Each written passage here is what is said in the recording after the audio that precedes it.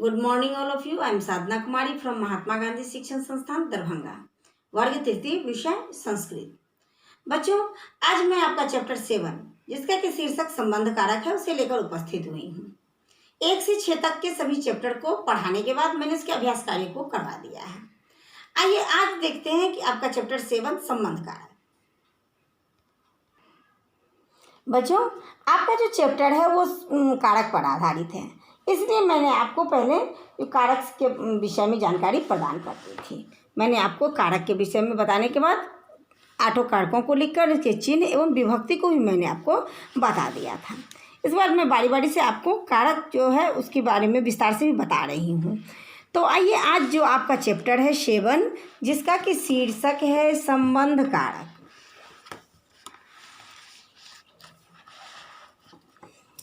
संबंध कारक, तो सबसे पहले आपको ये जानना है, मैं आपको पहले बताऊंगी कि संबंध कारक कहते किसे।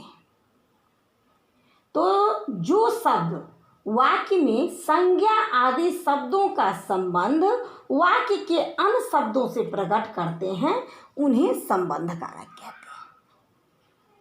क्या होता है कि जो शब्द वाक्य में संज्ञा आदि का संबंध वाक्य के अन्य शब्दों से प्रकट करते हैं उन्हें क्या कहते हैं? उन्हें संबंध कारक कहते हैं। संबंध कारक में कौन सी विभक्ति प्रयोग की जाती है? तो संबंध कारक में षष्ठी विभक्ति का प्रयोग होता है और इसका चिन्ह जो है वो है का, की, के अथवा रा, री। इसका चिन्ह है। जैसे कि सुनीलः राकेशस्य पुत्रः अस्ति। सुनील राकेश का पुत्र है।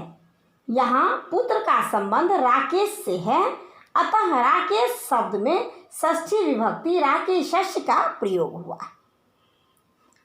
तो आप ये समझ गए कि संबंध कारक किसे कहते हैं।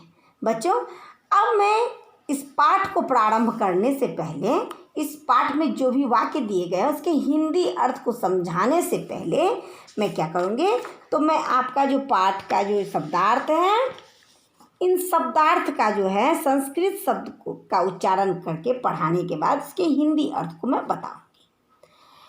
शब्दार्थ को जानने से क्या होगा कि आप संस्कृत शब्द के हिंदी अर्थ को जान पाएंगे एवं आपके वाक्य संस्कृत में जो भी जितने भी वाक्य आपके पाठ में जो दिए गए रहते हैं उसे भी आप बहुत अच्छे से समझ पाएंगे। आपका जो अनुवाद होता है संस्कृत से हिंदी में करना या हिंदी से संस्कृत में करना, वो भी आप इसको जानने के बाद जब आप शब्द के अर्थ को जानते रहेंगे तो आसानी से अनुवाद भी कर पाएंगे एवं प्रश्नों का उत्तर भी आप आसानी से लिख पाएंगे।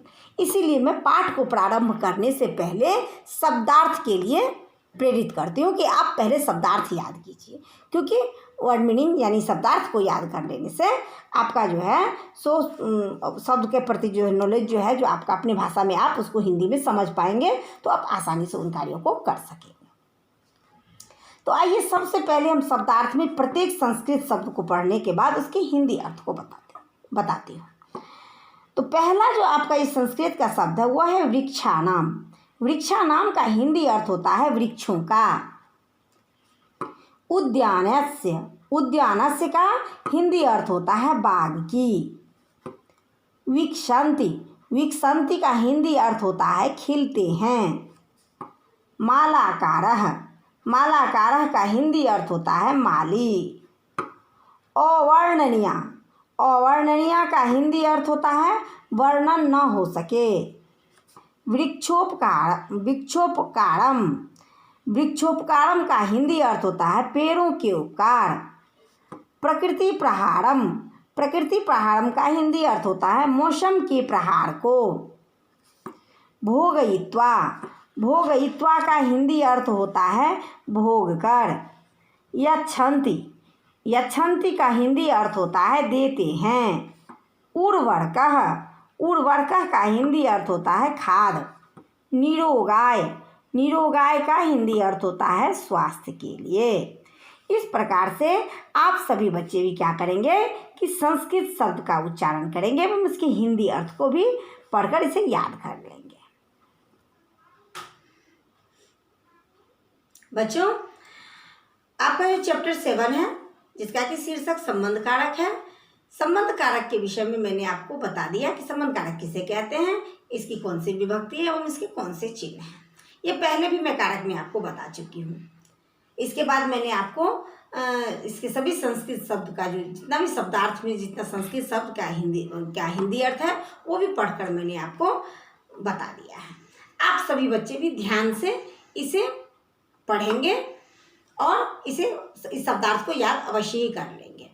अगर आगे जो आपके पाठ में जो भी वाक्य है उसके हिंदी अर्थ को लेकर मैं पुनः उपस्थित होंगी। तब तक के लिए धन्यवाद।